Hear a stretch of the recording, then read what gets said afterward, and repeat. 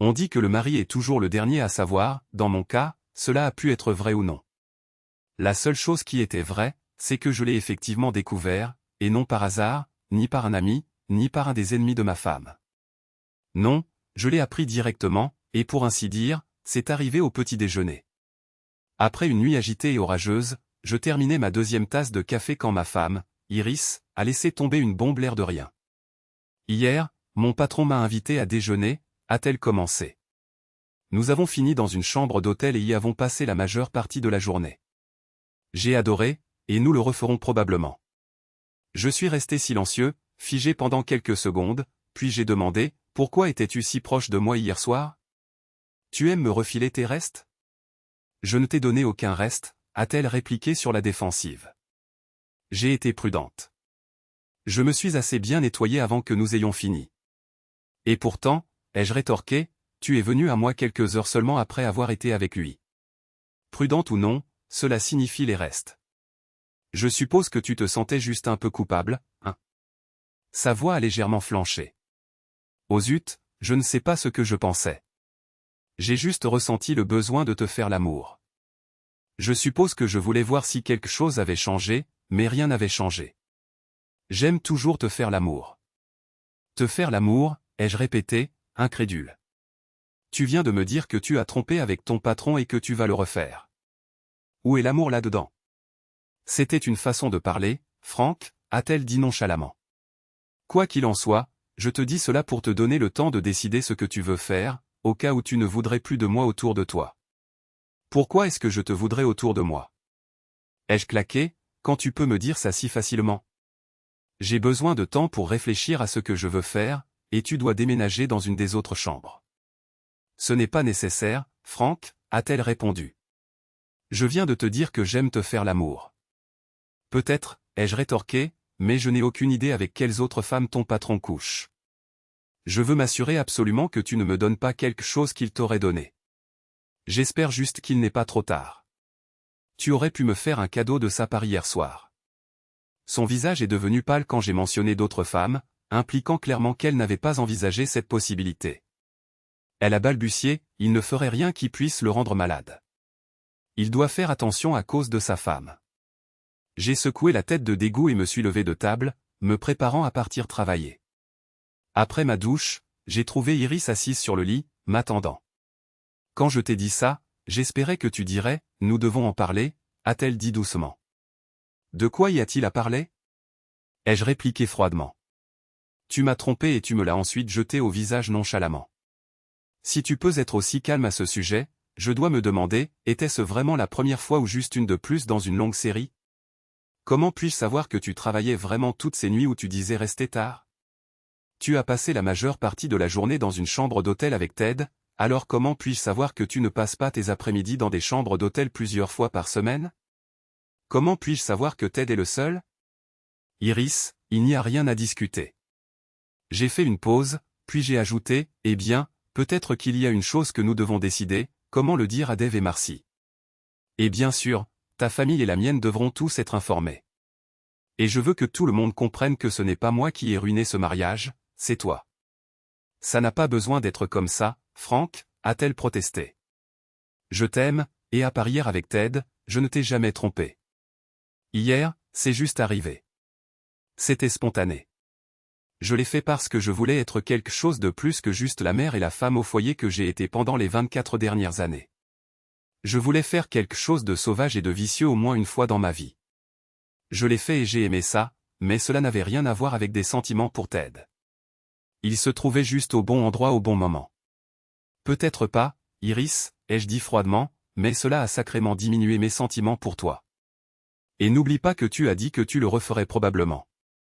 Son visage s'est froissé tandis que je continuais, je n'ai aucune idée de ce que je vais faire avant d'avoir parlé à un avocat, mais tu peux considérer notre mariage comme terminé.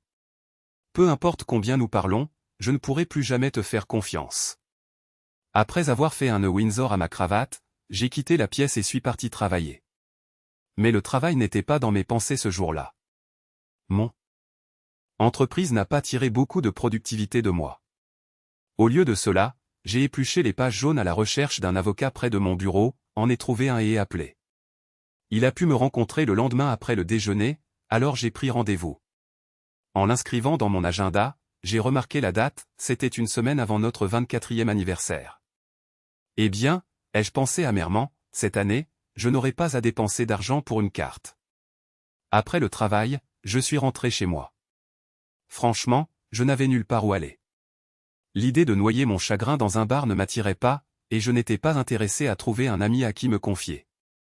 Iris rentrait généralement avant moi et avait le dîner prêt, et ce soir-là n'était pas différent. Elle avait mis la table et même ouvert une bouteille de vin. Je ne savais pas ce qu'elle espérait, mais quoi que ce fût, elle ne l'obtiendrait probablement pas, étant donné comment je me sentais. Je suppose que j'aurais pu aller au bureau pour l'éviter et le dîner qu'elle avait préparé, mais j'avais faim et c'était prêt. Je me suis versé un verre de vin, me suis assis à table et ai commencé à manger. Le dîner était un pain de viande, de la sauce, de la purée de pommes de terre et de la salade. J'ai mangé en silence. Je pouvais voir Iris s'agiter, essayant de trouver le courage de dire quelque chose. J'espérais qu'elle ne parlerait pas avant que j'aie fini de manger, au moins de cette façon, je pourrais quitter la pièce le ventre plein. Malheureusement, cela n'était pas destiné à arriver. Je venais de mettre une fourchette de salade dans ma bouche quand Iris a rompu le silence. Et si je te disais que cela n'arriverait plus jamais, cela changerait-il quelque chose? Je n'étais pas du genre à parler la bouche pleine, alors je n'ai pas répondu immédiatement. J'ai continué à mâcher tandis qu'elle s'agitait encore un peu. Puis elle a ajouté, c'était une erreur, Franck, une énorme erreur que je regrette profondément. En 24 ans de mariage, Franck, une mauvaise chose est arrivée. Ne peux-tu pas te résoudre à me pardonner une seule mauvaise chose en toutes ces années? Est-il vraiment possible que ce que nous avons partagé pendant 24 ans soit perdu, jeté, à cause d'une stupide erreur? À ce moment-là, j'avais fini de mâcher et avaler. Ce n'était pas une seule erreur, Iris, ai-je dit calmement. La première erreur a été de te laisser être avec un autre homme, et je ne sais même pas si Ted était le premier ou si hier était la première fois que tu étais avec lui. La deuxième erreur a été de m'en parler. Si tu avais juste gardé le silence, nous ne serions pas assis ici dans cette situation tendue. Et ta troisième erreur, et c'était une grosse, a été de me dire que tu avais aimé ça et que tu pourrais le refaire. Alors pour répondre à ta question, oui, ce que nous avons vécu au cours des 24 dernières années est détruit à cause de ce que tu as fait. Tu as complètement perdu ma confiance, Iris, et un mariage ne peut pas exister sans confiance, pas le genre de mariage dans lequel je veux être. Iris s'est levée de table en pleurant et a quitté la pièce. J'ai bu une gorgée de vin et ai calmement fini mon dîner. Ensuite, j'ai rangé la cuisine, puis je suis allé dans ma chambre pour jouer à l'ordinateur pendant un moment. Quand je suis monté me coucher, j'ai remarqué qu'Iris avait déménagé ses affaires dans l'ancienne chambre de Marcy. Elle a probablement choisi la chambre de Marcy parce que Marcy n'avait aucune intention de l'utiliser de sitôt. Marcy était mariée et vivait en Californie. Elle ne restait dans son ancienne chambre que lorsqu'elle rendait visite. Dave utilisait toujours sa chambre pendant les vacances et pouvait rentrer à la maison à tout moment, donc la chambre de Marcy était le choix logique pour qu'Iris s'y installe. Le lendemain matin, je n'ai pas vu Iris. J'ai pris mon petit déjeuner à l'auberge du village avant de me rendre au travail. Arrivé au bureau, j'ai attendu 9 heures, heure officielle de début de la journée de travail chez Wallich et Tin, puis j'ai passé un appel. Quand la secrétaire a répondu, j'ai demandé à parler à Ted Harrell. Quand Ted est venu au téléphone et a dit bonjour, je n'ai pas perdu de temps. C'est Rob Myers, Ted, ai-je dit. Iris m'a parlé de vos ébats de l'après-midi à l'hôtel. Je voulais juste te faire savoir que je la mets à la porte, et elle est à toi maintenant. Oh, et une chose de plus, ai-je ajouté, puisque nous en parlons, tu devrais savoir que je suis furieux et que je vais te chercher. Assure-toi que ton assurance maladie est à jour, car tu en auras besoin. Avant qu'il ne puisse dire un mot, j'ai raccroché. Je ne me suis pas précipité pour le trouver immédiatement. Qu'il passe son temps à regarder par-dessus son épaule, se demandant si je me cachais dans l'ombre, prêt à bondir. À 15 heures cet après-midi-là, j'ai reçu de mauvaises nouvelles de mon avocat. Il a expliqué que dans notre État, personne ne pouvait être blâmé pour quoi que ce soit dans un divorce. Cela signifiait que tout serait divisé équitablement. Iris et moi gagnions à peu près la même somme d'argent, il n'y aurait donc probablement pas de pension alimentaire. Nos enfants étaient grands et vivaient indépendamment, donc la pension alimentaire pour enfants ne ferait pas non plus partie de l'équation.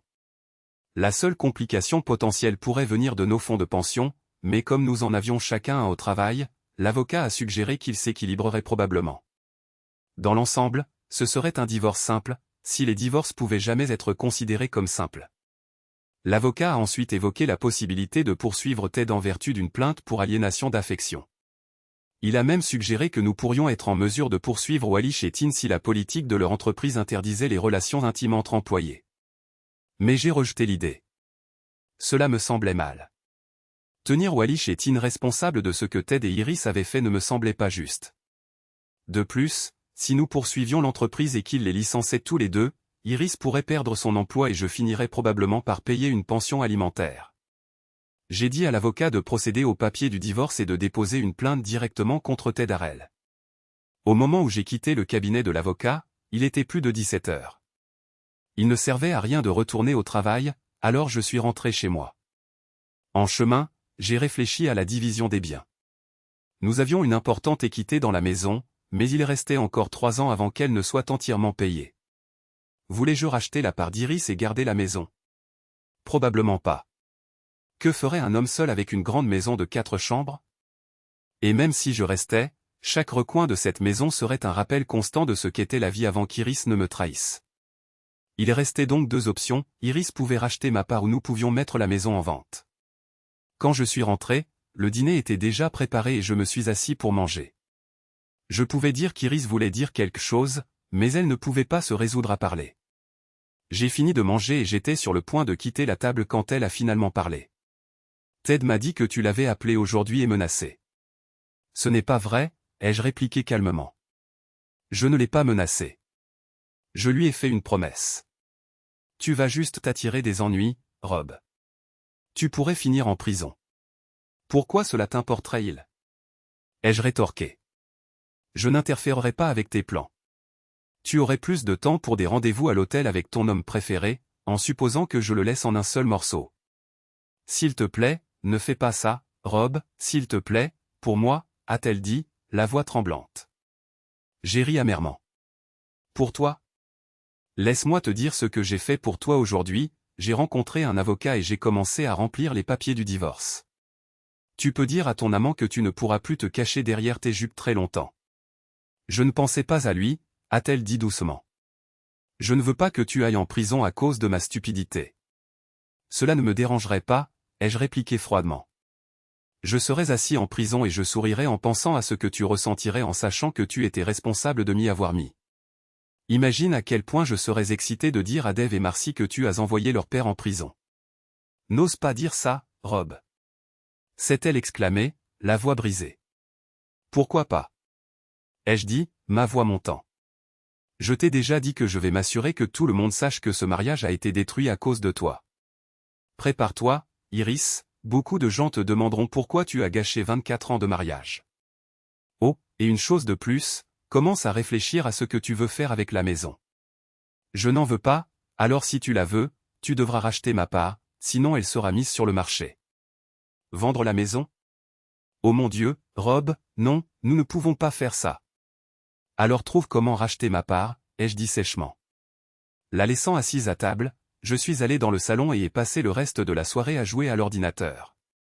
Le lendemain matin, j'ai quitté la maison avant qu'Iris ne se réveille. Au travail, j'ai parlé à Barney, mon patron, et lui ai expliqué la situation. Je lui ai dit que j'aurais peut-être besoin de prendre congé occasionnellement pour des rendez-vous chez l'avocat, des comparutions au tribunal et d'autres affaires. Il m'a souhaité bonne chance et m'a assuré que je pouvais prendre autant de temps que nécessaire. Quand je suis rentré chez moi ce soir-là, Iris n'était pas là. J'ai réchauffé quelques restes, puis j'ai regardé la télévision. Le téléphone a sonné et j'ai décroché. C'était ma fille Marcy. Maman m'a appelé, a-t-elle commencé. Et a dit que tu la quittais. T'a-t-elle dit pourquoi? Elle a juste dit que c'était entièrement sa faute, a répondu Marc. Que s'est-il passé? Laissons-en là, ai-je dit. C'était sa faute. J'allais t'appeler, toi et Dave, pour tout expliquer, mais si elle l'a déjà admis, ça suffit. A-t-il une chance que vous puissiez arranger ça tous les deux? A-t-elle demandé avec hésitation. Aucune chance, ai-je dit fermement. Pourquoi, papa? Toi et maman étiez si profondément amoureux. Le mot-clé, ma chérie, c'est laitier, ai-je répondu gentiment. Comment vas-tu? Je vais bien. Je serais rentré à la maison pour aider, mais je suis occupé par un projet important au travail et je ne peux pas partir.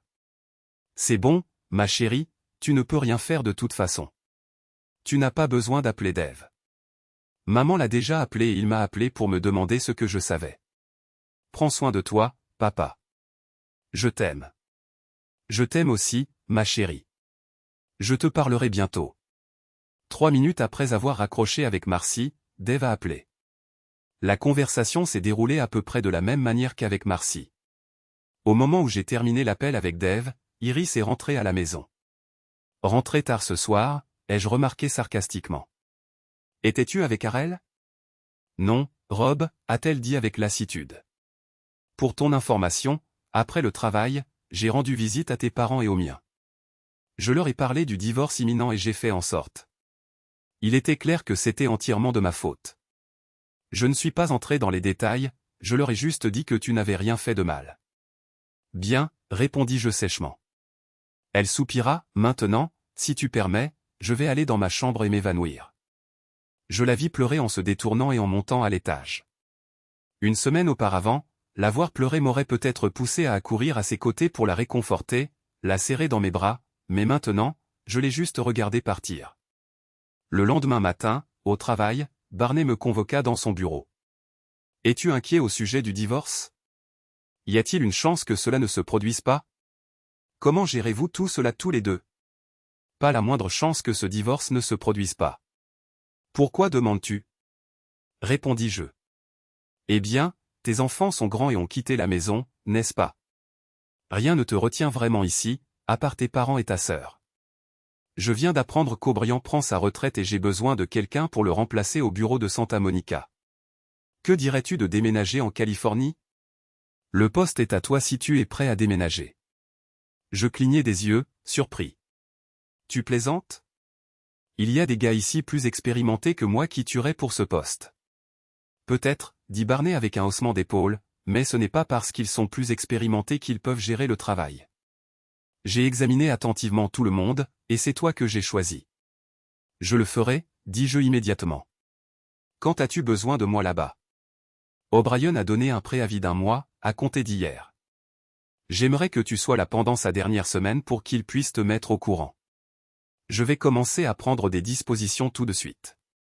La première chose que je fis en retournant à mon bureau fut d'appeler mon avocat pour lui demander comment le déménagement pourrait affecter le divorce. Cela dépend si elle résiste ou non, expliqua-t-il. Si elle résiste, vous pourriez avoir à faire des allers-retours fréquents pour des réunions, des audiences et d'autres procédures. Si elle ne résiste pas, il ne devrait y avoir aucun problème. Comment peut-elle s'opposer à ça, pensais-je. Je pensais que le but des divorces sans faute était de se débarrasser de toutes ces histoires. C'est généralement vrai, expliqua l'avocat, mais seulement si les deux parties sont d'accord pour divorcer. Si elle ne veut pas divorcer, elle peut arguer que le mariage peut être sauvé avec des conseils, et le tribunal pourrait accepter de retarder la procédure. Cela n'arrêterait pas le divorce, mais cela pourrait le rendre plus coûteux et chronophage. Parfois, c'est suffisant pour que la personne qui demande le divorce de reconsidérer sa décision. Eh bien, je n'arrête pas, dis-je fermement. Qu'en est-il de la signification des documents à elle et à Hera? Les documents sont-ils prêts? Ils sont prêts. J'ai juste besoin de votre consentement. Faites-le cet après-midi si possible. Considérez que c'est fait, dit-il. À 15 heures, il appela pour me faire savoir que les documents avaient été signifiés à 14h35. Quand je rentrai à la maison, Iris était assise dans le salon. Il était clair, à en juger par ses yeux rouges et gonflés, qu'elle avait pleuré. Elle leva les yeux vers moi quand j'entrai dans la pièce. « Tu l'as fait, dit-elle, la voix tremblante. Tu l'as vraiment fait. Je n'arrive pas à croire que tu as jeté 24 merves. Ayeuse année à cause d'une seule erreur. Tu ne comprends toujours pas, n'est-ce pas? Répondis-je froidement. Ce n'était pas seulement que tu as couché avec elle.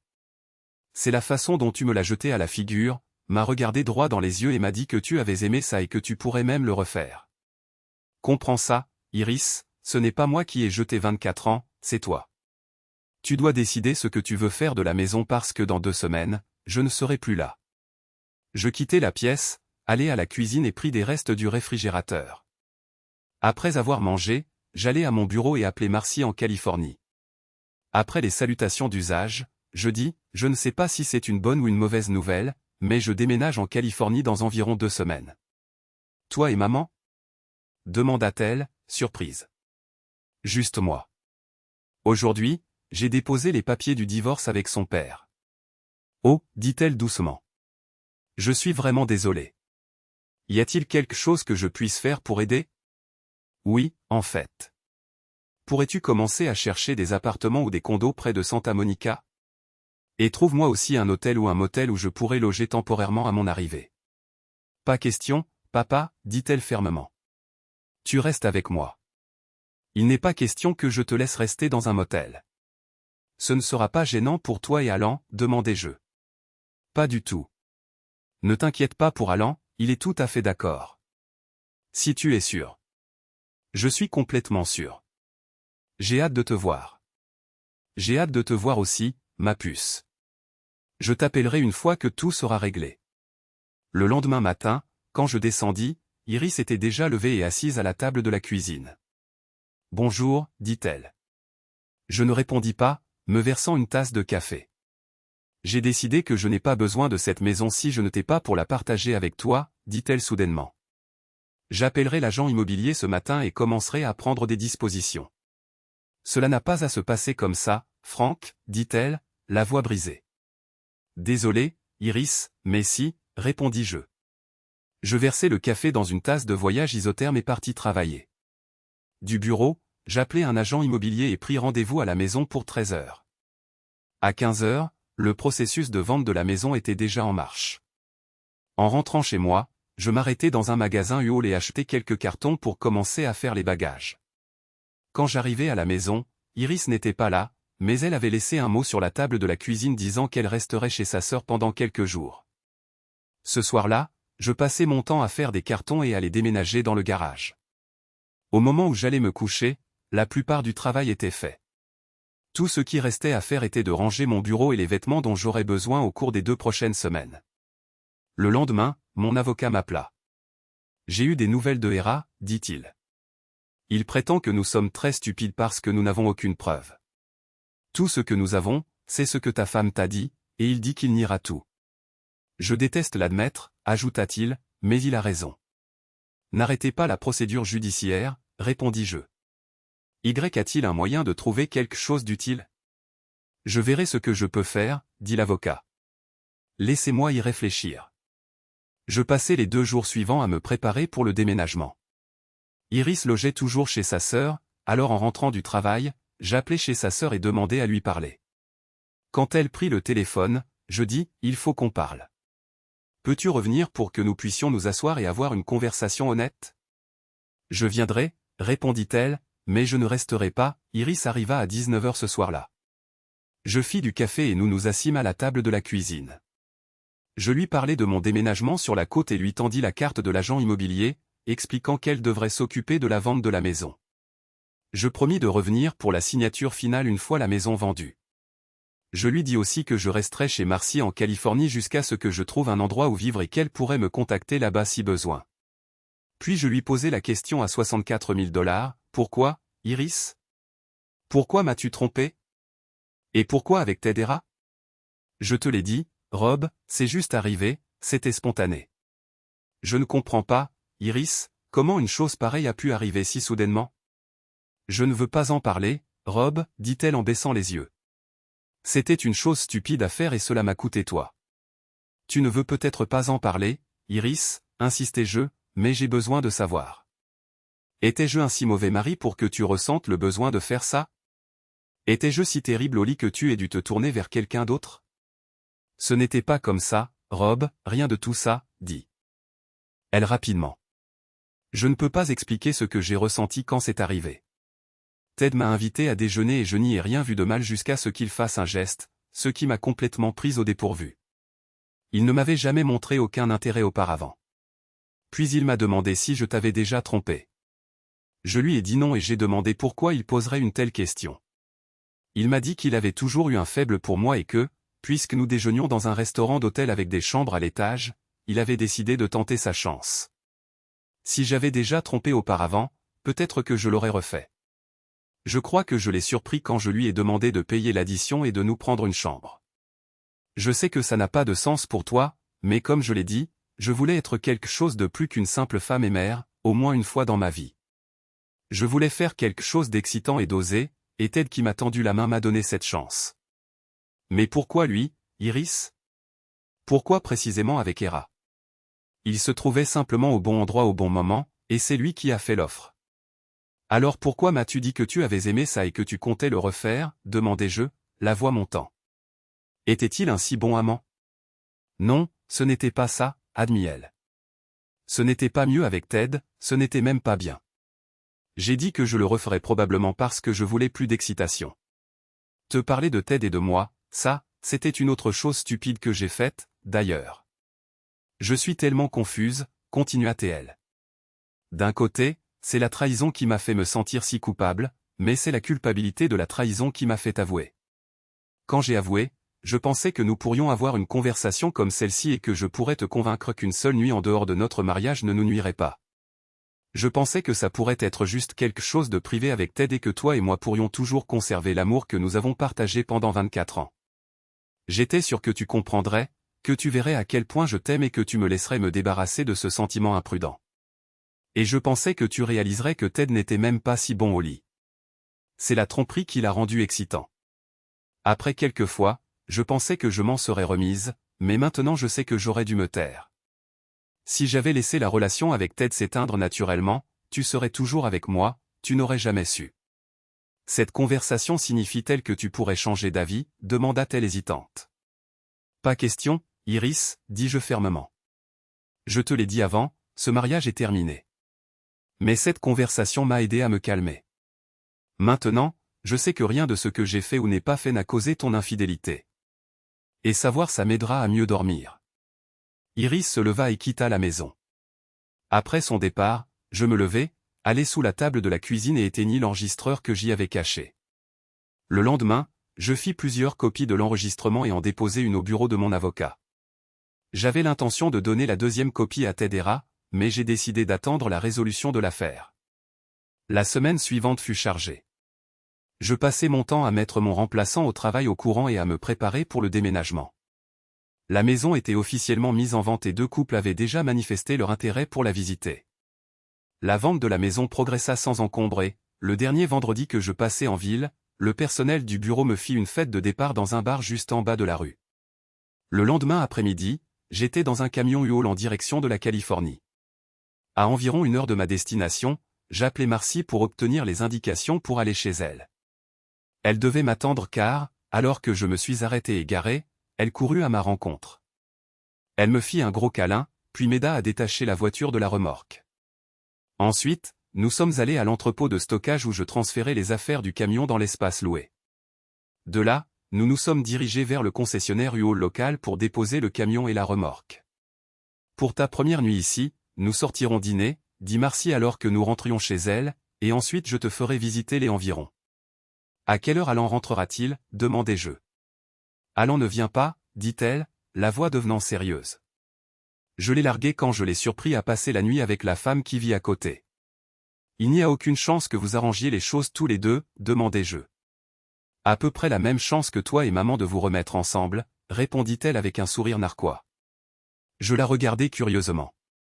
Personne ne me l'a dit, papa, dit-elle, répondant à ma question tacite, mais je te connais, je sais quel genre de personne tu es. Une seule raison pouvait te faire partir. Puis maman m'a appelé et a admis que c'était de sa faute si vous vous étiez séparés. Oh, et le mari de la voisine s'est mêlé de tout ça quand il a découvert Alan. Disons simplement qu'il ne restait pas grand-chose de lui après ça. Pourquoi ne nous avez-vous pas informés de ce qui se passait? Demandai-je. J'étais gênée, ou peut-être honteuse. Toi et maman aviez plus de 20 ans ensemble et je n'ai même pas pu tenir 3 ans. Nous sommes sortis dîner et avons apprécié un agréable repas. Ensuite, Marcy me fit visiter la région. Nous avons finalement fini dans un endroit appelé le Blue Grotto. C'était un bel endroit avec un super groupe de musique live. Marcy semblait être bien connue là-bas. Avant même que nous puissions nous asseoir, plusieurs jeunes hommes et jeunes femmes sont venus nous saluer. Elle me présenta quelques dames et, à ma surprise, elle commença à faire savoir à certaines d'entre elles que j'étais disponible. « Pourquoi fais-tu ça » demandai-je, légèrement agacé. « Papa, si tu vas traîner avec moi, tu ne peux pas rester une plante verte, me taquina-t-elle. Je passe beaucoup de temps sur la piste de danse avec certains des gars ici et il ne serait pas juste de te laisser seul à table. Ne t'inquiète pas, tu n'auras pas à faire d'efforts, les filles ici sont très persévérantes et elles viendront à toi. Je ne sais pas, chérie, ce n'est vraiment pas mon genre d'endroit. Ça ne te semble peut-être pas être le cas maintenant, mais c'est exactement ce dont tu as besoin en ce moment. Ça te rendra une partie de ta vie. Comme par hasard, une jolie blonde s'approcha de notre table et demanda, « Puis-je avoir cette danse avec votre père ?» Marcy rit et dit, « Tu vois ce que je veux dire ?» Pendant le reste de la soirée, j'ai dansé avec 5 femmes différentes. 2 d'entre elles m'ont même donné leur numéro de téléphone et m'ont demandé de les appeler. Je dois admettre qu'après ce qu'Iris m'avait fait, ce fut un énorme coup de pouce à mon ego.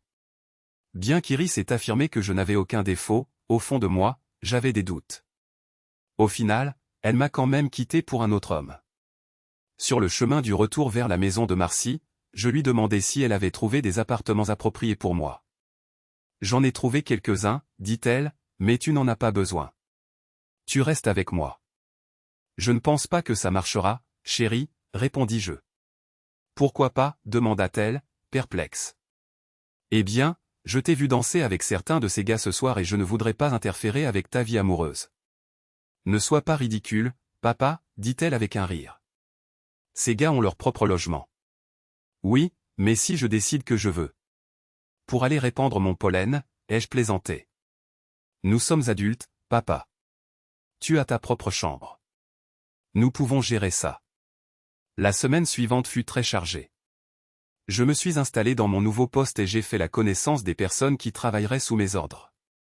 Barney avait dû dire quelque chose à Pat O'Brien avant mon arrivée, et la nouvelle s'est vite répandue. Il y avait 3 femmes célibataires au bureau, et j'ai remarqué que 2 d'entre elles montraient de l'intérêt pour moi. Aussi attirantes fussent-elles, il était hors de question que j'aie une liaison sur mon lieu de travail. Cela n'allait pas arriver. Le vendredi soir, Marcy et moi sommes retournés au grotto. Je dois admettre que j'ai passé un excellent moment. Anna, l'une des femmes qui m'avait donné son numéro le week-end précédent, nous a rejoints à table et a demandé « Pourquoi tu ne m'as pas appelé ?»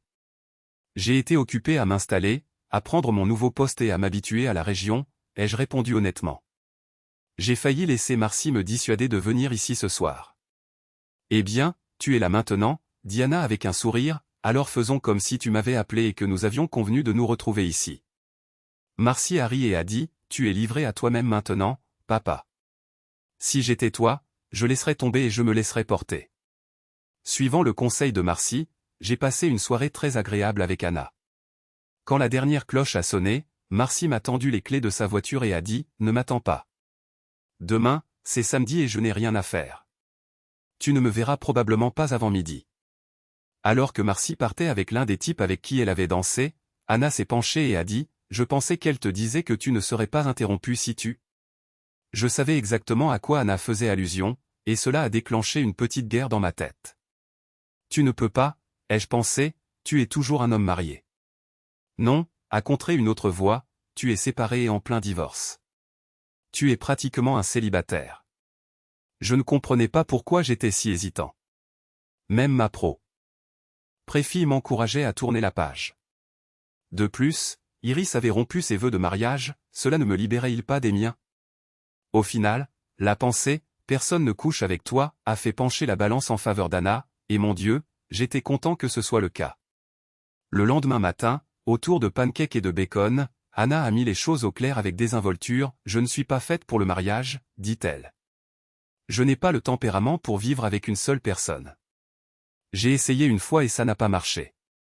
Mais elle a ajouté avec un sourire espiègle, « Je peux être une excellente amie avec des avantages. » Si la nuit dernière est une indication, ai-je dit, les avantages en valent vraiment la peine. Puis-je postuler pour une place sur la liste d'attente? Elle a souri. En fait, tu as postulé pour le poste hier soir et tu l'as obtenu. Je l'ai raccompagnée chez elle et je suis retourné à la maison de Marcy. Quand je suis entré, Marcy m'attendait avec un grand sourire. Elle a fait un signe, OK, avec son pouce et son index, me regardant d'un air interrogateur. J'ai souri en retour et j'ai dit, très bien. Pendant les 2 mois suivants, j'ai vu Anna 2 ou 3 fois par semaine. C'était facile, léger et exactement ce dont j'avais besoin. Mais un dimanche matin, elle m'a annoncé la nouvelle, ce soir, c'est notre dernière nuit ensemble, a-t-elle dit. J'ai eu une promotion et je déménage à Atlanta. Ce fut une immense déception. Je m'étais habitué à notre relation et j'avais espéré qu'elle durerait beaucoup plus longtemps. Marcy a remarqué mon humeur et a essayé de me remonter le moral. Même si Anna va te manquer, je ne m'inquiéterai pas trop, a-t-elle dit. Tu as un remplaçant qui t'attend dans les coulisses. Anna a raconté à toutes les filles du grotto à quel point tu es merveilleux. Si j'avais de l'argent, je parierais tout que d'ici la fin de la semaine, tu auras une nouvelle petite amie. Elle avait raison. Le vendredi suivant, nous avions à peine eu le temps de nous asseoir à notre table au grotto que des femmes ont commencé à venir m'inviter à danser. L'une d'elles, une magnifique brune nommée Mélissa, ou Mel comme elle s'est présentée, m'a invité à danser 4 fois. La dernière danse de la soirée était un slow, Night in White Satin. Alors que nous nous déplacions lentement sur la piste, elle m'a regardé dans les yeux et a dit, « Je veux être avec toi ce soir. » Marcy était partie environ 1 heure plus tôt, me disant de ne pas l'attendre avant midi le lendemain. Alors j'ai dit oui à Mel. Je dois être rentré avant 21 heures, a-t-elle ajouté. Je m'occupe de ma mère, elle est handicapée et a besoin de beaucoup de soins. Vendredi soir prochain, ai-je demandé. Absolument, dit-elle avec un sourire. Pendant les 2 mois suivants, Mel est devenue ma nouvelle amie avec des avantages. Nous ne pouvions nous voir que les jeudis et vendredis, car elle travaillait l'après-midi et c'était ses jours de congé. Mais un lundi soir, alors que je quittais le travail, mon temps avec Mel a pris fin brusquement. En m'approchant de ma voiture sur le parking, j'ai vu un homme appuyé contre elle. Il s'est redressé quand je me suis approché et a dit, « Tu arrives juste à temps. » Nous nous connaissons, ai-je demandé, confus. Non, dit-il froidement, mais tu vas regretter de m'avoir rencontré. De quoi s'agit-il? Je vais te botter le cul sérieusement, dit-il en me fusillant du regard. Je l'ai regardé de haut en bas. Peut-être que ce ne sera pas si facile pour toi. Peux-tu au moins me dire pourquoi tu veux essayer? Parce que tu couches avec ma femme, voilà pourquoi. J'ai figé. Je ne couche avec la femme de personne, ai-je dit fermement. Tu es en train de me dire que Mel est mariée? Putain oui, elle l'est. Elle est mariée à moi depuis 10 ans. Si c'est vrai, ai-je dit, alors je ne le savais pas. Elle ne porte pas de bague et personne au grotto n'a jamais mentionné qu'elle était mariée. Mais je vais te dire ceci, si tu la jettes dehors, je l'accueillerai. Il m'a regardé comme si j'étais fou. Pourquoi diable ferais-tu une chose aussi stupide? Si elle me trompe, elle te trompera aussi. Lui as-tu demandé pourquoi elle t'a trompé, ai-je riposté. Tu dois découvrir pourquoi. Il a hésité, et j'ai insisté. Tout ce que je sais, c'est que si je l'accueille, je ne lui donnerai certainement pas de raison de te tromper. Mais je vais dire ceci, maintenant que je sais qu'elle est mariée, je vais me tenir à l'écart d'elle jusqu'à ce que vous régliez les choses. Mais j'ai une question pour toi, comment fait-elle pour quitter la maison tous les vendredis et samedis soirs et disparaître sans que tu le saches? Il a soupiré. Je conduis un camion. Je suis loin de la maison du jeudi au dimanche. Il m'a de nouveau fusillé du regard, mais au lieu d'attaquer, il s'est retourné et Saint parti. J'ai passé la semaine suivante à réfléchir à qui pourrait remplacer Mel. Le vendredi, je suis retourné au grotto. Environ une demi-heure après mon arrivée, Mel est entrée, m'a vu et s'est dirigée droit vers ma table. Elle s'est assise et a dit, « Je comprends que tu aies vu Roy. » Si Roy est ton mari, ai-je dit, alors oui, nous nous sommes rencontrés. Est-ce que cela nous empêche de nous amuser? Ça dépend, ai-je répondu. De quoi? Je lui ai dit que je me tiendrais à l'écart de toi jusqu'à ce qu'il décide quoi faire. Est-ce qu'il t'a déjà chassé? Non, et il ne me chassera pas parce qu'il m'aime, dit-elle avec confiance. Alors nous ne pouvons pas être ensemble. Pourquoi pas, a-t-elle demandé, surprise. Parce que tu es marié, ai-je dit fermement. Si j'avais su ça dès le début, je n'aurais jamais commencé quoi que ce soit avec toi. Je ne ferai jamais sciemment à un autre homme ce que ma femme et son amant m'ont fait. Mel m'a regardé un instant puis a dit, « Je ne pense pas.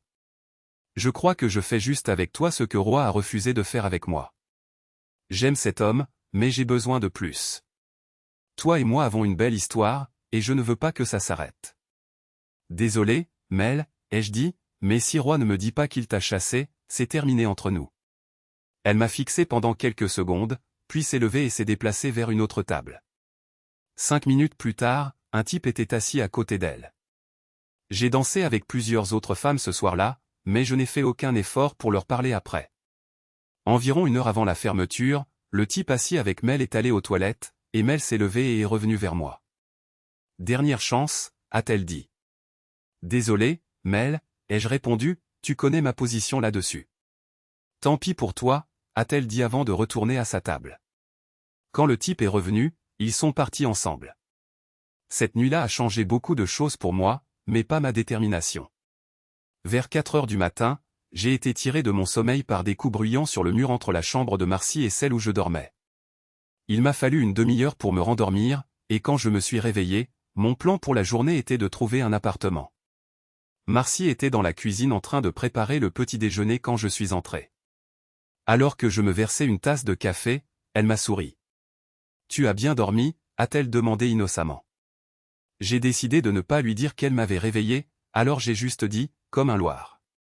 C'était samedi, et j'ai passé la majeure partie de la journée à chercher un appartement. J'ai trouvé un endroit qui me plaisait et j'ai rempli les formalités. Quand je suis revenu chez Marcy, elle m'a accueilli avec une nouvelle, « Maman a appelé », a-t-elle dit. Tu dois la rappeler. Pourquoi faire? Il y a un contrat sur la maison, a-t-elle dit, et elle a dit qu'elle t'enverrait les papiers de procuration par la poste si tu ne peux pas venir à la signature. Rappelle-la, papa, ça ne va pas te tuer. Je n'avais pas parlé à Iris depuis que j'avais déménagé en Californie, et je n'étais pas sûr de vouloir entendre sa voix à nouveau. Éviter tout contact avec elle m'avait aidé à avancer, ou du moins c'est ce que je ressentais. Mais la vérité, c'est que je l'aimais toujours. Bon sang, je l'aimais tellement que ça me faisait mal. Je pensais à elle constamment. Je pensais même à elle quand j'étais avec Anna ou Mel. La dernière chose que je voulais, c'était d'entendre sa voix à nouveau, mais Marcy m'a tendu le téléphone et a dit « Appelle-la ». J'aurais dû dire non. J'aurais dû partir, mais je ne l'ai pas fait. J'ai composé mon ancien numéro de maison. Le téléphone a sonné 4 fois avant que j'entende sa voix. « Allô ? Allô, Iris, a dit Marcy. Tu as appelé et tu voulais me parler. Qu'est-ce qui se passe ? Comment vas-tu, Franck, a-t-elle demandé doucement. Je vais bien, Iris. De quoi voulais-tu parler ? Tu me manques, Franck. Les mots m'ont frappé comme un coup de massue. Avant que je puisse m'arrêter, les mots m'ont échappé, tu me manques aussi, Iris. Il y a eu une longue pause. Oh mon Dieu, Franck, tu es sérieux. De quoi s'agit-il avec la maison, ai-je demandé, essayant d'orienter la conversation. Elle a hésité puis a dit, nous avons un acheteur. J'ai attendu d'appeler jusqu'à ce que le financement soit réglé. La signature est prévue pour le 12 à 14 heures. Peux-tu venir ? Je ne sais pas, ai-je dit sincèrement. Ce n'est que dans 6 jours. Je vais voir ce que je peux faire et je te ferai savoir. J'espère que tu pourras venir, a-t-elle dit tranquillement. Nous verrons, Iris, ai-je répondu. Je t'appellerai demain. Après avoir raccroché, je suis resté là, me demandant pourquoi je ne lui avais pas simplement dit de tout gérer avec la procuration. Marcy a vu l'expression haine sur mon visage et a demandé, qu'est-ce qui ne va pas, papa ? À quoi penses-tu ? J'ai haussé les épaules. J'essaie de décider si je dois y retourner ou simplement envoyer la procuration. Pourquoi tu ne veux pas y retourner ? Juste entendre la voix de ta mère a été assez difficile, ai-je admis. Je ne sais pas si je peux supporter de la voir. Marcy a soupiré. Quand vas-tu être honnête avec toi-même, papa ? Qu'est-ce que tu veux dire par là ? J'ai vu l'expression sur ton visage quand tu parlais à maman, a-t-elle dit. Elle te manque ? Je n'ai pas répondu et elle a insisté, je ne sais pas exactement ce qui s'est passé entre vous deux, à part le fait que ça t'a beaucoup blessé. Mais ne pas être avec elle te blesse aussi. Je n'allais pas te dire ça, mais maman m'appelle quelques fois par semaine pour demander comment tu vas. Elle est malheureuse, papa. Tu lui manques terriblement. Ça fait quelques mois maintenant, papa, peut-être que tu es assez fort pour la revoir. Tu dois y retourner, papa, ça ne va pas te tuer. Marcy a dit, me tendant le téléphone pour appeler Iris. Après l'appel, j'ai regardé Marcy et j'ai dit, puisque nous parlons de ce que je dois faire, tu devrais savoir que je cherche mon propre logement. Pourquoi? Eh bien, ça a fonctionné jusqu'à présent, mais il est temps que nous ayons tous les deux un peu d'espace. Une compréhension soudaine a traversé son visage et elle a rougi. Je dois vérifier le dîner, a-t-elle dit rapidement, se précipitant hors de la pièce. Après un dîner tranquille, Marcy a demandé, tu vas au grotto ce soir? Non, je crois que je vais juste m'asseoir devant la télé un moment. Les dames seront déçues, a-t-elle taquiné. Je connais quelques-unes d'entre elles qui sont impatientes de prendre ta place. Mélissa? J'ai ri et j'ai dit, tes mots n'ont aucun sens, petite fille. D'un côté, tu me dis de rentrer à la maison et de me réconcilier avec ta mère, et de l'autre, tu essaies de me caser avec tes amis au grotto. Ce n'est pas ce que je dis, a protesté Marcy. Je ne sais même pas s'il est possible pour toi et maman de faire la paix. Ce que je voulais dire, c'est que tu dois trouver une forme de résolution et parvenir à un accord avec elle. Eh bien, je reste à la maison ce soir de toute façon. J'ai besoin de faire mes valises. J'ai trouvé un logement et tout ce que j'attends, c'est la vérification de solvabilité. Le lundi, j'ai reçu un appel au travail confirmant mon approbation pour l'appartement. Ce soir-là, j'ai commencé à déménager. J'avais loué un appartement de 2 chambres, ayant l'intention de transformer la 2e chambre en bureau à domicile. Marcy a insisté pour m'aider et, pendant que nous apportions des choses, elle a fait des commentaires comme « J'ai les rideaux parfaits pour cette pièce » et « Pouah, la moquette a une couleur horrible, tu devrais leur demander de la remplacer. » Elle m'a aidé à aménager la cuisine, puis est rentrée chez elle, me laissant passer ma première nuit dans le nouvel endroit. Le lendemain, après avoir rangé mes affaires, ce fut l'heure de la décision, devais-je revenir pour la signature ou envoyer ma procuration par fax? Après mûre réflexion, j'ai décidé de revenir. J'ai pris le téléphone et j'ai appelé Iris. « Allô, c'est moi » ai-je dit. J'ai décidé de revenir pour la signature au lieu d'envoyer la procuration. Où aura lieu la signature? Dans la salle de conférence de la First Bank sur Shepherd Street à 14 h, ai-je répondu. Je te préparerai une chambre d'amis, a-t-elle dit. Je ne pense pas que ce soit une bonne idée. Je logerai dans un hôtel près de la banque. Ne sois pas ridicule, Frank, a-t-elle dit fermement. Il n'est pas nécessaire de dépenser de l'argent pour un hôtel quand tu as une maison de 4 chambres. J'y penserai. À bientôt à la banque. Au revoir. Pendant le vol de retour, je ne pouvais pas arrêter de penser à ma dernière conversation avec Mel, et plus important encore, à Iris. Mel était partie de chez Roy parce qu'elle n'était pas satisfaite. La trahison d'Iris était-elle motivée par les mêmes besoins insatisfaits? Iris avait dit que son aventure n'était pas parce que j'étais mauvais au lit, mais parce qu'elle voulait faire quelque chose de sauvage et de coquin pour une fois dans sa vie. Était-ce la vérité ou était-ce un mensonge pour épargner mes sentiments? Serais-je un jour la vraie raison pour laquelle elle s'était tournée vers Tedara? Quand je suis arrivé à la salle de conférence de la banque, Iris était déjà là. Là, elle a souri quand je suis entré et s'est levée, marchant vers moi. J'ai rapidement contourné la table, gardant une barrière entre nous.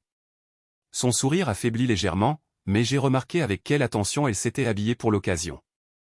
Elle portait ma robe préférée, ses plus jolis talons, et avait coiffé ses cheveux exactement comme. Je les aimais.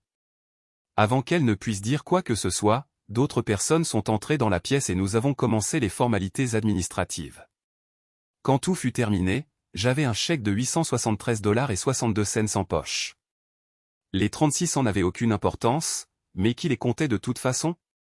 Alors que nous quittions la pièce, Iris m'a demandé, « Tu restes? Tu n'as pas besoin de partir avant 15 h. Non, ai-je dit, j'ai encore quelque chose à faire, et nous essayons de prendre un vol tardif pour la côte. La déception a traversé son visage. Me pardonneras-tu un jour, Frank? Je ne sais pas, non, Iris, ai-je répondu honnêtement. Tu m'as profondément blessé. Peut-être que la douleur s'estompera avec le temps, mais je ne sais pas. Elle est restée là, me regardant m'éloigner. C'était difficile de partir, et je me suis avoué que je voulais me retourner et la prendre dans mes bras. Mais la voix dans ma tête s'est manifestée, « Calme-toi, Frank. Elle a couché avec un autre homme, mais tu as fait la même chose avec Anna et Mel. L'un justifie l'autre. » Je me suis forcé à ignorer cette voix. À 17 h, je me suis garé au bout du pâté de maison et j'ai attendu. Bientôt, Hera est sortie du bâtiment et est montée dans sa voiture. Je l'ai suivi à bonne distance. Mon avocat m'avait dit que le procès contre Hera ne se passait pas bien. Il refusait de transiger et menaçait de se déclarer en faillite s'il perdait devant le tribunal, ce qui rendrait impossible de recouvrer des dommages et intérêts. Hera s'est garé sur le parking d'un bar et je me suis garé à proximité, attendant de voir ce qui allait se passer ensuite. Quand j'ai vu Ted et Ralph franchir la porte de la grotte, je me suis figé un instant. Mel a remarqué ma réaction et s'est tournée pour regarder dans la même direction. « C'est Roy ?» a-t-elle demandé. « Non » ai-je dit, gardant ma voix calme, « c'est Ted. » « Qui est Ted ?»« Le type qui a ruiné mon mariage. » Son visage est devenu pâle et j'ai senti la tension monter entre nous. Ted m'a repéré presque immédiatement et a commencé à marcher vers nous. Mon sang bouillonnait, mais j'ai gardé mon calme, déterminé à ne pas faire de scène en public. « Frank » a dit Ted quand il nous a rejoints, sa voix basse mais railleuse, « ça fait longtemps. » Je n'ai pas répondu, me contentant de le regarder avec une expression froide. Mel, sentant l'hostilité, s'est écartée légèrement. « Je voulais juste te faire savoir, » a poursuivi Ted, « que je vais très bien. Tu peux abandonner ton procès. Mais tu ne pensais pas vraiment gagner, n'est-ce pas ?» J'ai serré la mâchoire, mes mains se transformant en poings sur les côtés. Mel s'est avancée et a dit, « Tu devrais partir maintenant. » Ted a jeté un coup d'œil à Mel, puis à moi. « Bon choix, Frank » a-t-il dit avec un sourire en coin avant de faire demi-tour. J'ai saisi le bras de Mel doucement. « Allons-y » ai-je dit, la ramenant à notre table. Pour le reste de la soirée, mon humeur était sombre. Mel a essayé de me remonter le moral, mais je ne pouvais pas me débarrasser de la colère et de la frustration que la présence de Ted avait ravivée. Le lendemain, Mel m'a appelé. « J'ai besoin de savoir quelque chose, Frank » a-t-elle dit. « Es-tu toujours obsédé par ce qui s'est passé avec ton ex-femme ? Pourquoi tu demandes ça ? Parce que la nuit dernière, quand Ted est entré, j'ai vu quelque chose dans tes yeux. Tu as encore des sentiments non résolus à ce sujet, n'est-ce pas ? » J'ai soupiré. Mel, je porterai toujours une partie de cette douleur en moi. La trahison d'Iris a été profonde, et revoir Ted ne fait que tout ramener. Penses-tu que tu y renonceras un jour ? Je ne sais pas, ai-je admis. J'ai essayé de passer à autre chose, mais ce n'est pas facile. Mel est restée silencieuse un instant, puis a dit, « J'ai besoin de savoir où j'en suis avec toi, Frank. Je ne veux pas être un bouche-trou. Je veux quelque chose de réel. » J'ai hésité. Mel, je tiens à toi, mais je ne pense pas pouvoir te donner ce que tu cherches. Tu mérites quelqu'un qui puisse t'aimer sans hésitation, et je ne suis pas sûr de pouvoir le faire. Sa voix s'est brisée légèrement. Alors c'est ça ? Après tout ce que nous avons traversé, tu vas juste partir ? Je suis désolé, Mel, ai-je dit doucement, mais je pense que c'est mieux pour nous deux si nous mettons fin à cela maintenant. Elle a raccroché sans un mot de plus. Pendant les 2 semaines suivantes, je me suis plongé dans le travail, essayant de me distraire de la douleur persistante d'Iris et de Mel.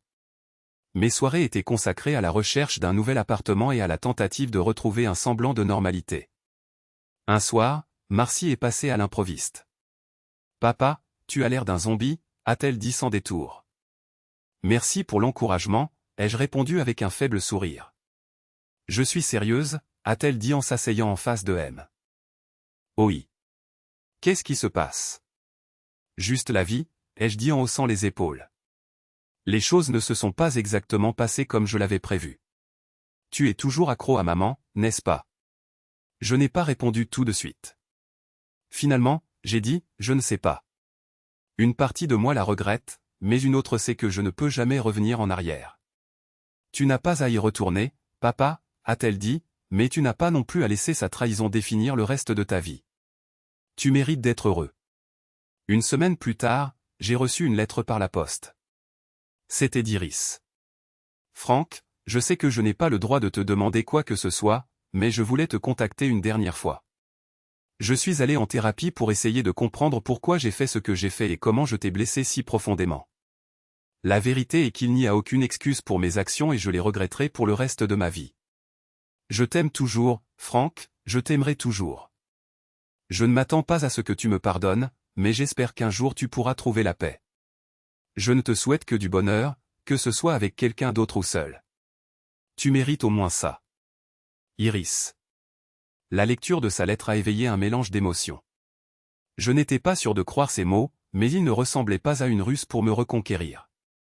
Pour la première fois, j'ai eu l'impression qu'Iris essayait sincèrement d'assumer la responsabilité de ses actes. J'ai plié la lettre et l'ai rangée, incertain de ce que j'allais en faire ou des sentiments persistants qu'elle avait ravivés. Un mois plus tard, j'ai emménagé dans un nouvel appartement, laissant derrière moi les souvenirs d'Iris et de Mel. Ce n'était pas facile, mais cela ressemblait à un nouveau départ. Le soir de ma première nuit dans le nouvel endroit, Marcy a appelé.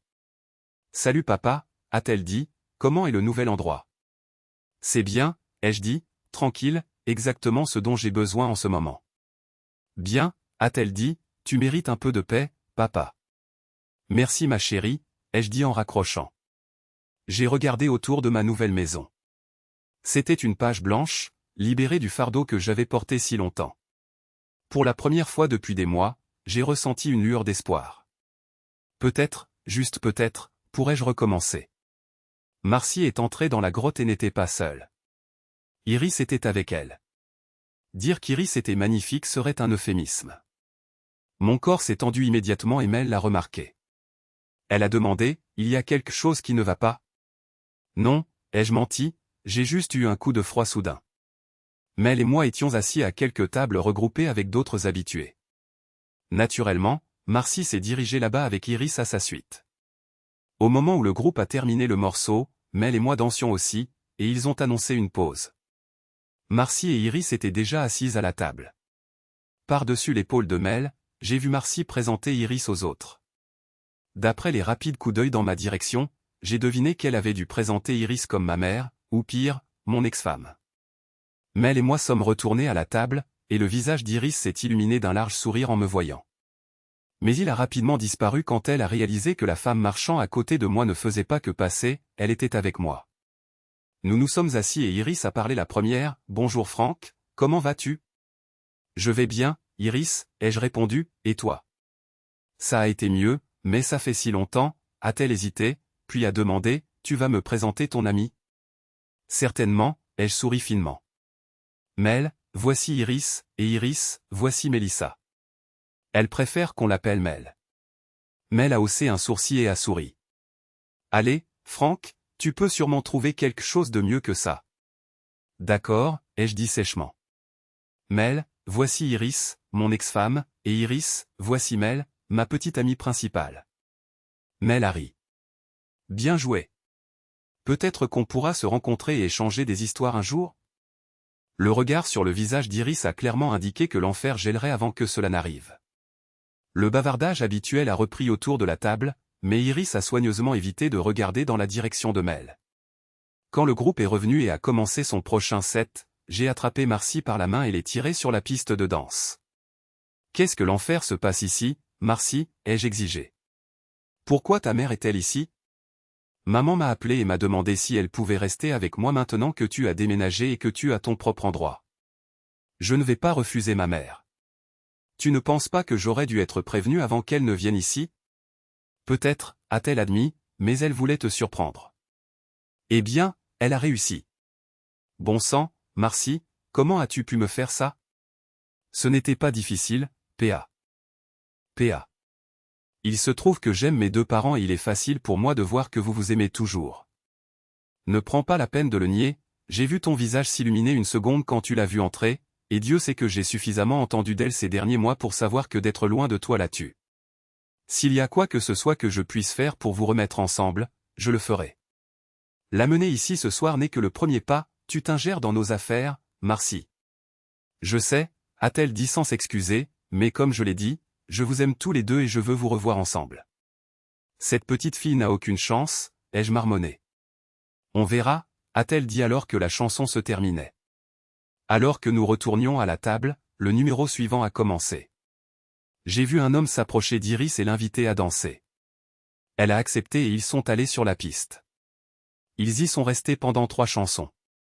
À mi-chemin de la 3e, j'ai senti un coup de coude vif dans mes côtes. Je me suis tourné pour voir Mel me fixer. Tu devrais être ici avec moi, pas bloqué sur la piste de danse, dans ta tête, avec ton ex, a-t-elle dit d'un ton sec. De quoi diable parles-tu ? Tu n'as pas quitté des yeux depuis qu'elle a commencé à danser, et à en juger par l'expression de ton visage, tu veux y aller et tuer le type avec qui elle danse. J'ai ouvert la bouche pour argumenter, mais j'ai réalisé qu'elle avait raison. Je voulais vraiment lui dire de retirer ses mains de astérisque ma femme astérisque. Ma femme? D'où venait cette pensée? Elle n'était plus ma femme. Appelle-moi quand tu auras décidé ce que tu veux vraiment, a dit Mel en se levant, parce qu'en ce moment, il est clair que ton cœur est là-bas sur la piste de danse. Et sur ce, elle est partie. Je suis resté assis à la table, fixant la piste de danse. L'homme qui dansait avec Iris a franchi la ligne, glissant sa main plus bas sur son dos que je ne pouvais le tolérer. La rage a déferlé en moi, et avant que je ne puisse m'arrêter, j'étais debout. J'ai fait irruption sur la piste de danse, j'ai attrapé le type par les épaules et je l'ai éloigné d'Iris. « Retire tes sales mains de ma femme », ai-je grogné. L'homme a hésité, rassemblant son courage pour m'affronter, mais quand il a vu l'expression sur mon visage, il a préféré s'abstenir. Il s'est retourné et est parti sans un mot. Je me suis tourné vers Iris, dont le visage était un mélange de choc et de perplexité. « Tu n'oublies pas quelque chose, Franck ?» a-t-elle demandé doucement. « La dernière fois que j'ai vérifié, je ne suis plus ta femme. Tu as dépassé les bornes, Iris. Peut-être que je voulais ça? Tu voulais ça? A-t-elle demandé, la voix tremblante. Tu voulais que je danse avec un autre homme. Je voulais te protéger, ai-je répliqué. Je ne supportais pas de le voir te toucher comme ça. Son expression s'est adoucie. Franck, pourquoi t'en soucies-tu? Je n'ai pas répondu. Je ne pouvais pas, je veux, ai-je dit, la saisissant par le poignet. Arrête, Franck. Arrête ça tout de suite, a protesté Iris, luttant contre ma prise. Lâche-moi. Mon sac à main, mon sac est sur la table. Bon sang, Franck, arrête ça tout de suite. J'ai ignoré ses protestations et j'ai continué à la tirer dehors. Qu'est-ce que tu fais, Franck? Bon sang, réponds-moi, a-t-elle crié, essayant de me suivre. Je te veux, Iris, ai-je dit fermement. Si tu veux ça, a-t-elle dit, sa voix plus douce maintenant mais empreinte de frustration, emmène-moi chez toi et fais-le correctement. Fais-le en secret, mais pas ici et pas comme ça. Monte dans la voiture, Iris. J'ai besoin de mon sac à main et de changer de chaussures, a-t-elle claqué. Marcy s'en occupera. Monte dans cette putain de voiture. Oui, Franck, a-t-elle répondu, une pointe de résignation dans la voix en montant sur le siège passager. Quand je me suis réveillé le lendemain matin, Iris était déjà debout. Elle était assise sur le lit, me regardant attentivement. Dès qu'elle a vu mes yeux s'ouvrir, elle a parlé. Pourquoi, Franck? Pourquoi quoi, ai-je demandé, encore ensommeillé. Qu'est-ce qui s'est passé la nuit dernière? Tu étais si impatient de te débarrasser de moi avant, mais la nuit dernière, tu étais jaloux. C'était écrit sur ton visage. N'importe qui en te regardant aurait pu le voir. Ce regard, il criait, c'est ma femme. Elle a marqué une pause, sa voix s'adoucissant. Je suis honnête, Franck, suis-je ta femme? Je me suis assis en me frottant les tempes. Je ne sais pas ce qui s'est passé la nuit dernière, Iris. C'est juste arrivé. Je ne sais pas pourquoi. Eh bien, a-t-elle dit avec un léger sourire, je suis contente que ça soit arrivé, Franck. C'est juste dommage que ça ne soit pas arrivé plus tôt. Elle est sortie du lit, enfilant sa robe de chambre. Si tu me dis où est tout, je nous préparerai le petit déjeuner. Il n'y a rien ici, ai-je admis. Je n'ai pas fait les courses cette semaine. Eh bien, nous irons au village, mais tu devrais d'abord appeler Marcy. Elle pourrait être inquiète. Je ne pense pas, ai-je répondu en secouant la tête. Je pense que la nuit dernière était exactement ce qu'elle espérait quand elle t'a amené à la grotte. Eh bien, a dit Iris avec un léger sourire en coin, je pense que c'est toi qui devrais l'appeler, pas moi. Qui devrais-je appeler alors, ai-je demandé, sachant déjà où cela allait mener. Cette jeune femme avec qui tu étais la nuit dernière, a dit Iris d'un ton appuyé. Pourquoi dois-je l'appeler, ai-je demandé défensivement. J'espère que c'est pour lui dire que tu ne la reverras plus, a dit Iris d'une voix ferme. J'aimerais qu'il y ait plus de nuits comme la nuit dernière, Franck, peut-être encore 20 ou 30 ans d'elle. Je suis resté allongé là, la fixant, réalisant soudain que je voulais la même chose. La colère et la douleur que j'avais portées si longtemps se sont soudain senties plus légères. Qu'avez-vous pensé de notre histoire aujourd'hui? À mon avis, la femme a bien fait d'avouer immédiatement, mais en même temps, elle a commis une erreur en attendant la fin de l'aventure au lieu de l'arrêter avant qu'elle ne commence. À la prochaine vidéo.